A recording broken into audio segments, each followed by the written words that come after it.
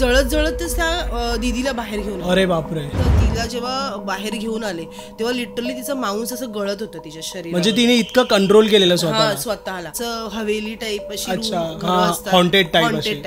बाहेरून तशीच आहे सेम, काहीच फरक नाही. तर आम्हाला असं मध्ये मध्ये ना असं कधी कधी असं कोणीतरी आम्हाला हात लावतंय किंवा आमचे कोणतरी पाय दाबतंय असा आम्हाला अनुभव आहे. म्हणजे झोपलेले असतात. झोपलेले असतात. ज्या फटी होत्या तिथून कोणतरी बघतंय. मला असं डोळे दिसतायत, जिथून आपण वरखाली करतो तिथून कोणतरी वागते. तर मित्रांनो, आज माझ्यासोबत दीपाली ताई आहेत आणि त्यांच्यासोबत खूप काही असे पॅरानॉर्मल गोष्टी झाल्यात रिअल लाईफमध्ये आणि अशा काही गोष्टी आहेत ज्या त्यांच्या लहानपणी पण त्यांनी एक्सपिरियन्स केल्यात. आणि ज्यावेळी ते मला सांगत होते एक्सपिरियन्स, तर मला पण असं वाटलं की कधी ते येतात आणि कधी तो एक्सपिरियन्स तुमच्यासोबत शेअर करतात, म्हणून मी त्यांना आज बोलवलं. आणि खूप खूप धन्यवाद ताई, तुम्ही आलात आज. तर ताई, तुम्ही अनुभव एक शेअर केला होता आणि तो एकदम म्हणजे असा मला ऐकून असा रिअल वाटलेला.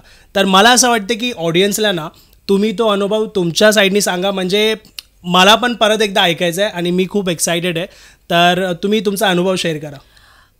अच्छा, म्हणजे मी जेव्हा माझ्या आईच्या इथे राहायची लग्नाच्या अगोदर मालाडला, तिकडे असा एक सीन होता. तिथे एक घरामध्ये ख्रिश्चन फॅमिली राहत होती. म्हणजे 2 भाऊ 1 बहीण आणि वडील होते. आई त्यांची ऑफ झालेली. तर त्या मुलीचं एका इंटरकास्ट मुलाबरोबर प्रेम होतं. म्हणजे समहाऊ महाराष्ट्रीयन बरोबरच तो मुलगा होता. तर तिने तिच्या वडिलांकडून परमिशन जशी मागतो आपण आई वडिलांकडून लग्नाची तशी दिली होती. पण जस्ट बिकॉज ती लोक कॅथलिक फॅमिलीचे होते म्हणून त्यांनी त्या लग्नाला त्यांनी नकार दिला. तर त्या मुलीने एवढा काही रिॲक्ट नव्हता केला. तिचं नाव मेरी म्हणून होतं. तर ती एका दिवसाचाच दुपारचा वेळ होता. आम्ही असं बाहेर, तेव्हा आम्ही ऑलमोस्ट 10-12 वर्षाची मी असेन त्यावेळी. तर ती अशीच वडिलांना जेवण म्हणून द्यायला संडेच्या दिवशी दिलं तिने, वडिलांना जेवण वगैरे वाढलं आणि आम्ही तिला हाक मारायचो, मेरी दिदी मेरी दिदी. मग तिने आम्हाला चॉकलेट वगैरे दिली आणि आम्ही असं त्यांच्या ह्याच्यामध्ये खेळत होतो दरवाजामध्ये. तर ती आतमध्ये गेली आणि जेवण वगैरे वाढलं. तिचे वडील जेवत होते आणि अचानक ना असा मांस जळाल्यावर कसा असा वास येतो. म्हणजे स्मेल येतो. असा कुबट सारखा, जसं ह्युमन फ्लेश जेव्हा जळतं तसा. तर आम्हाला वाटलं मे बी ती लोक काय तळत असतील, भाजत असतील. तेव्हा आम्ही 12 वर्षाचा, एवढा काय आम्हाला अनुभव नव्हता. आणि अचानक ना असा किंचाळण्याचा आवाज आला आम्हाला आणि आम्ही जस्ट बाहेरच खेळत असल्यामुळे आम्ही सगळे धावतच गेलो त्यांच्या घरी आणि बघितलं तर ते जे अंकल होते ते अचानक मध्ये असे जळत जळतच त्या दीदीला बाहेर घेऊन आले. अरे बापरे. म्हणजे लिटरली तिने जेवण त्यांना वाढलं, ती आत गेली, तिने स्वतःला जाळून घेतलं आणि जिवंतपणी जळत होती ती आतमध्ये. म्हणजे स्वतःलाच तिने जाळून घेतलं. आणि तिच्या वडिलांना पण भनक नव्हती, कारण तिने तोंडातून असं म्हणजे एकही शब्द, आपल्याला नुसतं साधं भाजलं तरी आपल्या तोंडातून एक किंकाळी निघते आणि तिच्या तोंडातून काहीच आवाज नाही आला. आणि म्हटलं आम्ही अचानक एवढं झालं पण आम्ही धावत सगळे चाळीतले वगैरे जमा झाले आणि आम्ही लहान होतो 12 वर्ष, आम्हाला ते सगळ्यांनी हकलूनच दिलं होतं. नंतर आम्हाला असं माहिती पडलं की तिच्या वडिलांनी तिला नकार दिल्यामुळे तिने ते वडिलांना आता आक्रोश कसा सांगायचा त्यावेळी की एवढा इंटरकास्टला, आणि त्यावेळी हे सर्व नव्हतं इतकं. त्याच्यामुळे. आणि ती लिटरली ती अख्खी जळली 90% जवळ. तिला जेव्हा बाहेर घेऊन आले तेव्हा लिटरली तिचं मांस असं गळत होतं तिच्या शरीरात. म्हणजे तिने इतकं कंट्रोल केलेलं स्वतःला. आणि मग नंतर तिचे वडील तिला घेऊन आले, ते सगळं त्या लोकांनी पाणी वगैरे तिच्या अंगावरती ओतलं आणि तिच्या वडिलांनी तिला जे बघितलं, कारण तिच्या वडिलांचा पण जो आपला छातीचा जो भाग होता तो पण तिला आता उचलून आणल्यामुळे तिचा तो भाग जळला होता त्यांचा. आणि ते किंकाळी मारून त्यांनी जो जोरात त्यांनी पण एक अशी जवळजवळ शेवटचीच किंकाळी मारली आणि ते पण तिथेच ऑफ झाले. म्हणजे मुलगी आणि त्यांचे वडील एक सेम टाइमिंगला. अरे बापरे. आणि असं आम्ही तेव्हा लहान असल्यामुळे आम्हाला एवढं काही माहिती नाही पडलं. नंतर काही दिवसांनी म्हणजे ऑलमोस्ट 15-1 दिवसांनी आमच्या असे शेजारी एक जातात. आता चाळ सिस्टम असल्यामुळे आमचे वॉशरूम्स वगैरे सगळे बाहेर होते आणि कॉमन तसं ते 2:30-3ला कामावरून आले कुठून तरी आणि त्यांनी ते वॉशरूमला जायला म्हणून निघाले. तर त्यांचं कसं आहे ना, असं आमचं असं एक गल्ली टाईप आहे आणि तिचं घर असं शेवटून सेकंड लास्ट होतं. आणि ते असे गेले त्यांना अर्जंट, इथं 2:30 वाजले होते, 2:30च्या टायमिंगला. आणि ते असं जात असताना त्यांना अचानक असा आवाज आला की, म्हणजे त्यांचं नाव मुन्ना म्हणून होतं. बोले की अरे मुन्ना अंकल किधर जा रहे इतने रात को. तर आता तो माणूस कसं आपण आता सकाळी चाळीमध्ये कोणतरी आवाज देतं ह्या हिशोबाने ते गेले. ते असं बोलले की अरे अभी अभी आया हूँ काम से, अभी जा रहा हूँ जाके खाना खाऊंगा. आणि तसे बोलत बोलत गेले आणि नंतर त्यांना वॉशरूमच्या इथे गेल्यावरती ते म्हणतात एवढ्या रात्री 2:30 वाजता, बरोबर, म्हणजे एक पुरुष हाक मारत असेल तर एक वेळ आपण म्हणू शकतो की चला पुरुष 2:30-3ला बाहेर, एक मुलगी मला हाक मारते, असं कोण असेल एवढ्या रात्री.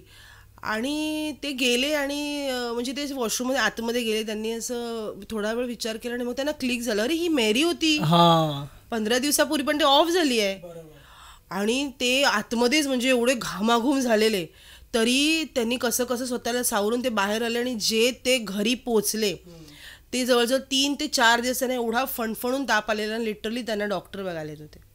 अच्छा. आणि आजही आम्ही म्हणजे आता माझं लग्न झालंय पण मी त्याच चाळीच्या मागच्या चाळीमध्ये राहते, पण आजही आम्हा लोकांना म्हणजे किती जणांना असा अनुभव आहे की ती मेरी दिदी आम्हाला अशी त्या लोकांना दिसते. ओके. किंवा त्यांचा आवाज येतो. म्हणजे तिचा प्रेझेन्स आता पण आहे तिथे? हो, आता पण आहे. आम्ही अजून एवढे लहानाचे मोठे झालोय तरी आम्हाला पण अजून भीती वाटते रात्रीचं असं 12-12:30 वाजता त्यांच्या दरवाजातून जायला. आता तिकडे फॅमिली आली आहे पण त्यांना तर असं काही अनुभव नाही आलाय, पण ती असं ओळखीची माणसं जी असतात, ती जेव्हा लहान होती तेव्हापासूनची तिथे राहत होती, तर ती लहान असल्यापासूनची जी त्यांची ओळखीची माणसं आहेत त्यांना ती दिसली जर त्यावेळेला, तर ती नेहमी त्यांना हाका मारत असते. अच्छा, म्हणजे ती न्यू जे लोक येतात त्यांना ती काही नाही करत, नाही. पण जुन्या लोकांना पण ती त्रास नाही देत, इतकंच की बघितल्यावरती हाक मारते. हा, पण अजून पण आमच्या चाळीमध्ये ते 2-2.5 वाजताचा फोबिया आहे. म्हणजे एवढा रात्री अजूनपर्यंत कोणी असं राहत नाही.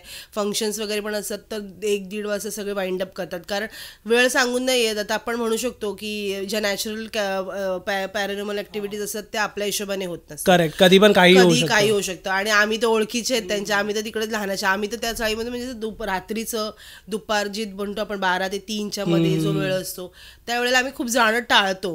म्हणजे आपण म्हणतो ना विषाची परीक्षा घ्याच का, बरोबर. पण हा एवढा खतरनाक आम्ही तेव्हा लहान असताना जे बघितलेलं ना, अजून पण कधी कधी असं आठवलं नाही आम्हाला, आता पण गुजबम्स येतं की आम्ही म्हणजे समोरून असं लटकतं जे बघितलंय ते, म्हणजे मला नाही वाटत. नाही, म्हणजे तुम्ही ती प्रत्यक्षात तुम्ही बघितलंय त्यामुळे आता म्हणजे तुम्हाला माहितीये तो एक हॉरर सीन आहे आणि तुम्ही ती गोष्ट बघितली आणि तुम्हाला माहितीये की कोण भूत आहे, नाही तर कोण त्या जागेवरती नेगेटिव्ह गोष्ट आहे, तर त्यामुळे तुम्हाला ऑब्व्हियसली तिथे भीती तर वाटणार. निगेटिव्ह अशी नाहीये पण पॅरानॉर्मल आहे. निगेटिव्ह आहे, कारण निगेटिव्ह असती तर त्यांच्या घरात ज्यांच्या घरात ती लोक नवीन जी फॅमिली आली त्यांना पण तो अनुभव झाला, पण त्यांना असं कधीच काय जाणवलं.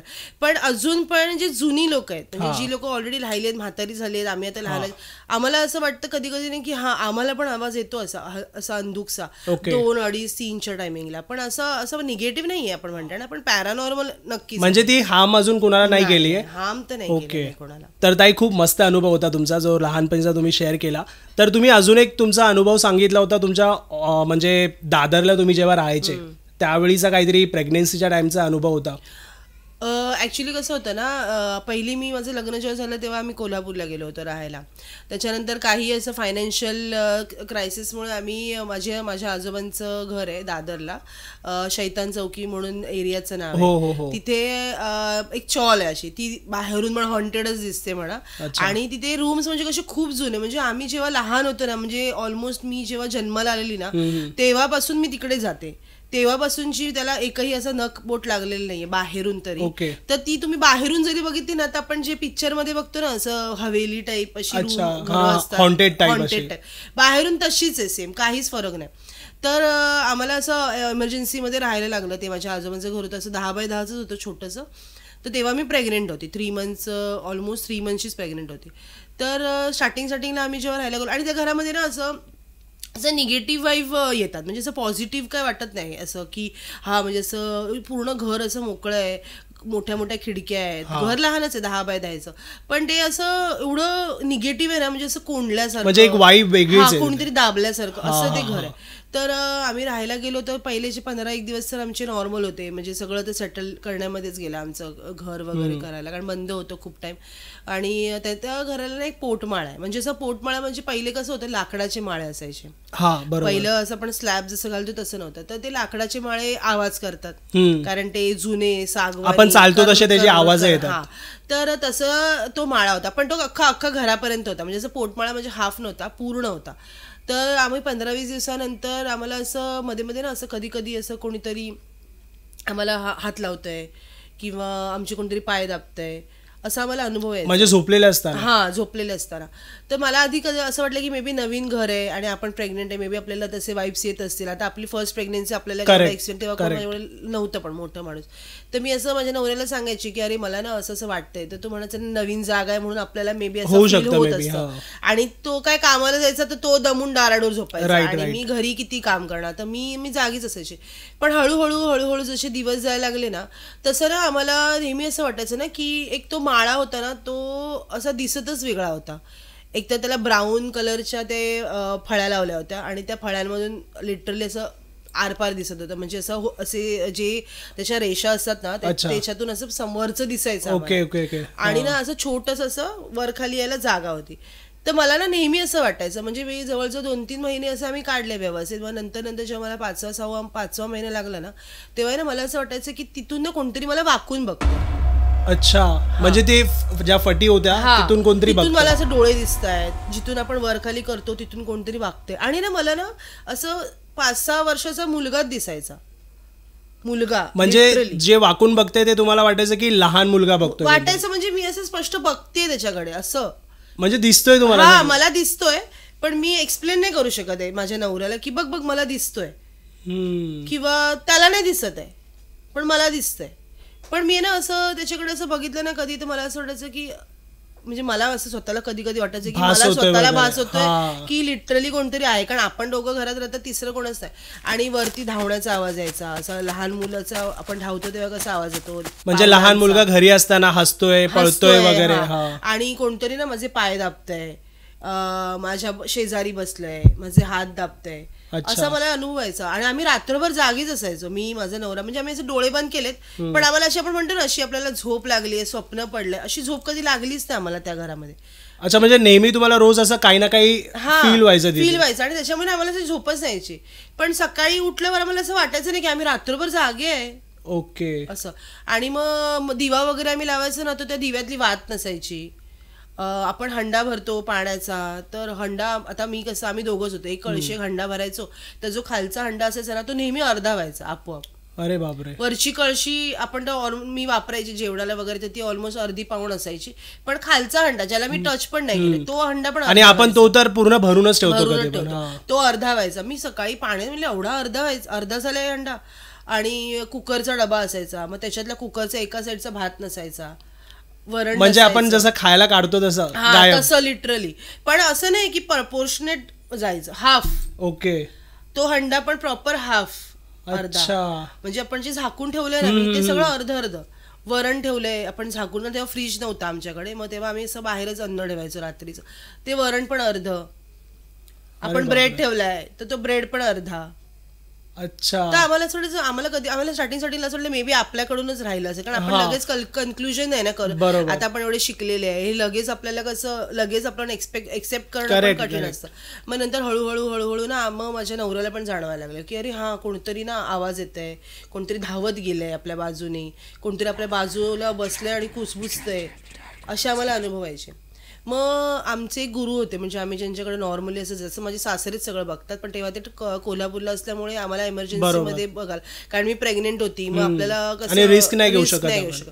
तर आम्ही त्यांना बोलवलेलं, तेव्हा ते मला म्हणाले होते की तू जेव्हा पण डिलिव्हरीसाठी जाशील ना तर या घरातून बाहेर जाऊ नको, म्हणजे तू ऑलरेडी कुठेतरी राहायला जा, तिथून जा. ओके. कारण ह्या घरामध्ये जे आहे ना ते तुझ्या सोबतच येणार. अच्छा. म्हणजे ती सिच्युएशन अशी होती ना की आपण असं आजूबाजूला पण नाही सांग, कारण ती लोक ऑलरेडी किती वर्ष तिकडे राहतात, आपल्यावरती कोण विश्वास ठेवणार. आणि तो एवढा म्हणजे भयानक होता ना, मी म्हणजे बोलते 3 महिने ते 7 महिने मी तिकडे होते. 7व्या महिन्यात माझी जेव्हा ओटभरणी झाली, म्हणजे ऑलमोस्ट तुम्ही 5 महिने काढले आम्ही तिकडे. पण तो अनुभव अजून पण मला आठवला आणि असं एक्सप्लेन केलं नाही की मला अजून पण असं दिसतं की मी त्या घरातच आहे आणि तो मुलगा दिसतोय. बरोबर. पण म्हणजे गुरुजींनी तुम्हाला जेव्हा ती गोष्ट सांगितली तर तुम्हाला म्हणजे त्यांनी सांगितलं का काय आहे एक्झॅक्टली? म्हणजे त्यांनी मला असं सांगितलं होतं की ह्या घरामध्ये ना कोणतरी असं इन्फंट मूल असतं ना, म्हणजे असं जन्माला आलेलं मूल, ओके, त्याचा तिथे बळी गेलाय.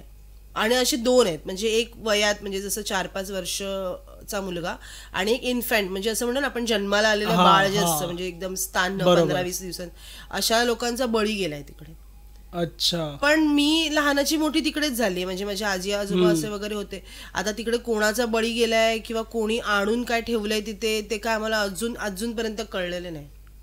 अच्छा, म्हणजे होऊ शकतं आधी कधीतरी काहीतरी असं झालं असेल.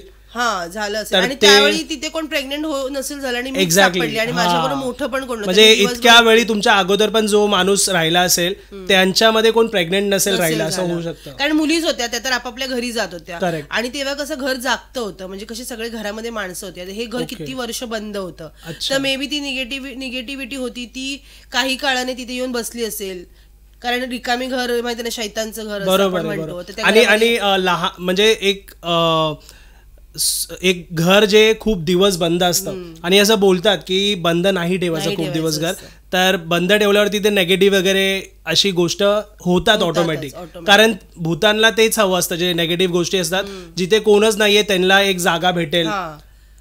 कारण माझे आजोबा होते ना, ते खूप असे रिलिजियस होते, म्हणजे आमच्याकडे बोललं ना असं देवच देव पूर्ण घरामध्ये. आणि ते ऑफ झाल्यानंतर मग नंतर मावशा वगैरे कोण करणार, कमी झालं ते. हा, माझे मामा वगैरे दुसरीकडे राहायला गेले, त्या घरामध्ये म्हणजे ऑलमोस्ट कोण नाहीच राहत होतं, म्हणजे क्वचितच असं 1-2 महिने कोण राहिलं तर राहिलं. कारण माझी मावशी पण राहायला होती ना जेव्हा, म्हणजे ती अशी मध्ये एकदा आली होती राहायला, तिला पण म्हणजे त्या घरामध्ये बरकतच नाही मिळाली. तिच्या नवऱ्याचा जॉब गेला, तिचा मुलगा म्हणजे वाईट मार्गावर लागला, तिच्या मुली पण चांगल्या शिकू नाही शकल्या, म्हणजे त्या घरामध्ये लोक 2-3 वर्ष राहायला होते. मग तिने पण ते घर इमर्जन्सीमध्ये सोडलं होतं, पण आम्हाला पण ते इमर्जन्सीमध्ये हवं होतं म्हणून आम्ही तिकडे राहायला गेलो होतो. पण हा मला जो म्हणजे तिला पॅरानॉर्मल एक्सपिरियन्स नाही आला, पण मला आला, म्हणजे त्यावेळी प्रेग्नेंट असताना.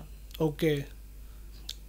तर ताई, ही खूप इंटरेस्टिंग गोष्ट होती. म्हणजे तुम्ही प्रेग्नन्सीच्या टायमिला जो टाइम फेस केलाय, आणि खूप हार्ड असतं, आणि बरं झालं की तुम्ही गुरुजींना वगैरे विचारलं.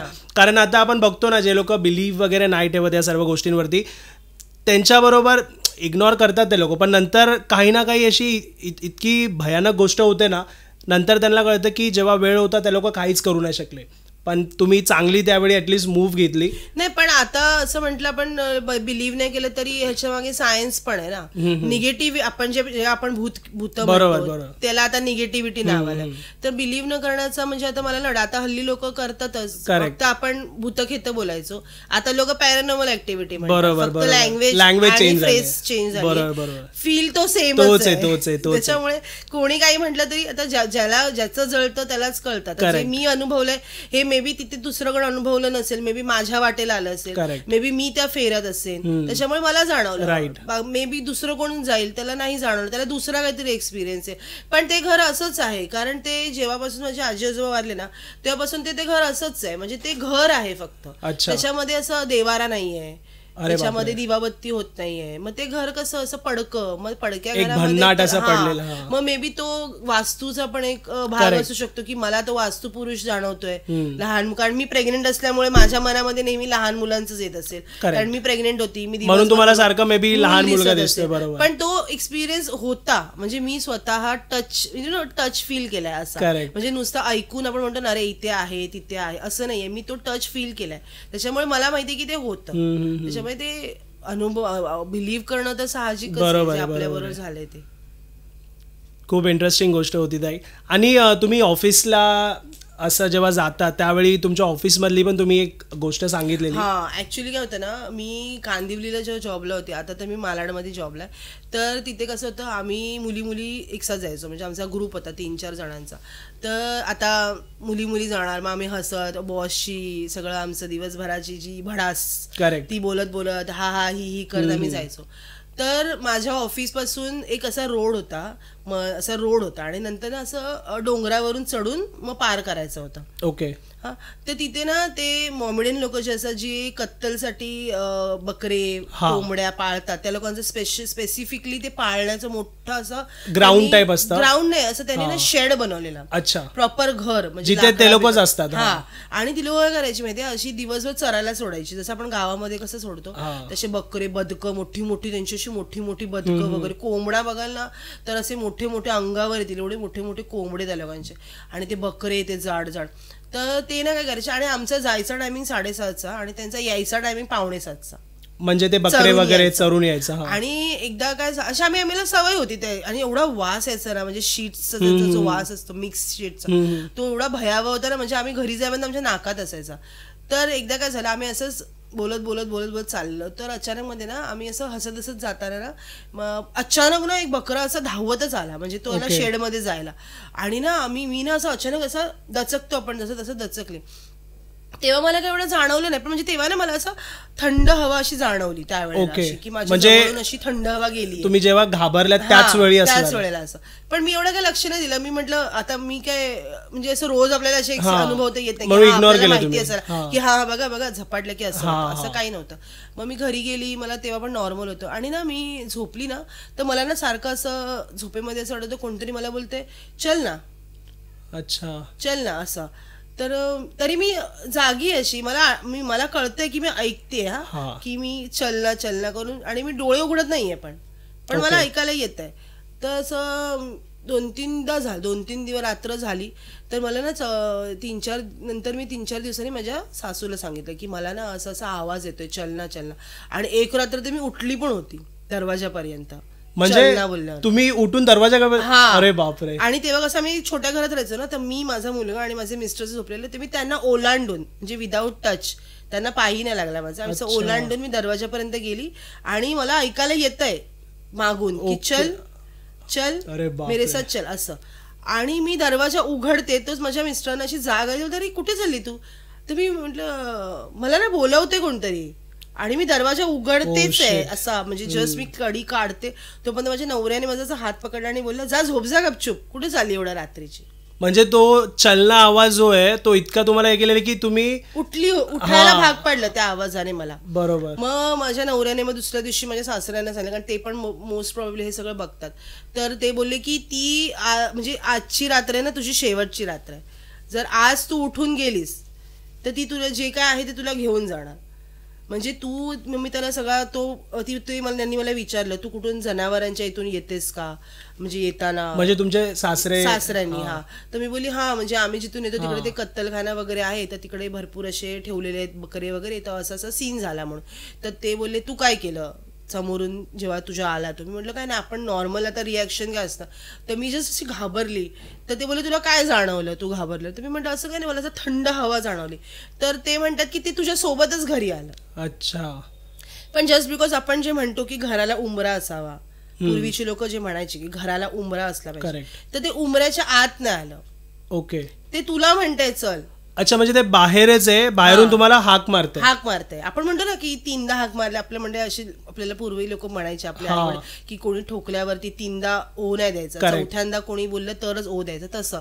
तर ते बोलले तुला 4 दिवसांचा म्हणजे मुदत होती. 4 दिवस त्याने तुला भावरावून ठेवलं की चल ना, म्हणजे तुला कळतंय ना की तुला मी बोलवते. आणि तू काल लिटरली उठून चाललेले, म्हणजे तू ऑलमोस्ट पोचतेसच आहेस. आता जर समज तुझा नवरा उठला नसता तर तू त्याच्याबरोबर गेली असते, जे पण काय होतं त्याच्याबरोबर. तर नंतर मग त्यांनी मला सांगितलं की ते भरपूर काय काय करायला, म्हणजे भात वगैरे बनव त्या ठिकाणी टाकायला वगैरे. मग माझ्या मिस्टरांनी ते सगळं केलं. आणि तुम्हाला लिटरली सांगते जवळजवळ अशी बोलते ना 10-12 तांदूळ होते, 10-12, त्याचा अर्धा टोप भात झाला, एवढा टोप होता. अच्छा. 10-12 दाणे म्हणजे हातात आपण जे 10-12, अर्धा टोप भात झाला. आणि नॉर्मल तांदळाचा बासमती सारखा वास येत होता, म्हणजे चांगला सुगंध सुटला त्याला. एकदम असा फ्रेग्रन्स, म्हणजे असं बासमतीच तुम्ही म्हणजे आपण नॉर्मल बनवतो ना तेवढाच पण एवढा वास येत नसेल. आणि तो अचानक स्वतःच पिवळा झाला. अरे बापरे. मग त्याच्यामध्ये आम्ही ते सगळं अंड वगैरे घातलं सांगितल्याप्रमाणे, आणि मग उतारून वगैरे मग माझं मिस्टर होते त्यांनी तिकडे नेऊन ते ठेवलं जिथे मला ते आवाज म्हणजे मी भीत घाबरलेली ते. आणि मग नंतर मला नाही आला त्या रात्री आवाज. मग त्यांनी मला सांगितलं आज तर तू बाहेर पडूच नको रात्री, नाही तर तू आज तर आज जर तू उठून जर बाहेर पाय ठेवलास ना म्हणजे तू गेलीस त्यांच्या बरोबर. म्हणजे मी पण मानत नाही ऍक्च्युली, माझ्या घरी पण माहेरी एवढं कोण मानत नाही, पण म्हणजे मी असे स्वतःही असे एक्सपिरियन्स घेतलेत नाही की आता मला कोणी सांगितलं ना तरी मला असं पटतं की कारण असू शकतं असं. कारण ही तर म्हणजे मी ऑलमोस्ट जातच होती, तर आज मी इथे नसती जर मी गेली असती तर, पण ऑलमोस्ट म्हणजे मी चलच आता असं होतं माझ्या बरोबर. तर ताई तुम्ही इतका चांगला अनुभव तुमचा शेअर केला, आणि मेन म्हणजे तुम्ही तुमचा वेळ काढून तुम्ही आलात त्यासाठी खूप खूप धन्यवाद. आणि तुम्ही इतका चांगला म्हणजे एक्सपिरियन्स तुमचा शेअर केला आहे. तर मित्रांनो, तुमचा पण असा काही अनुभव असेल आणि तुम्हाला जर तो शेअर करायचा असेल तर डिस्क्रिप्शनमध्ये मी माझा ईमेल ID दिला आणि माझा तिथे फोन नंबर पण आहे. तुम्ही तिथे मला कॉल करू शकता आणि तुमचा अनुभव जो आहे मला शेअर करू शकता. आणि तुम्हाला जर इथे पॉडकास्टसाठी यायचं असेल तर तुम्ही मला कॉन्टॅक्ट करू शकता.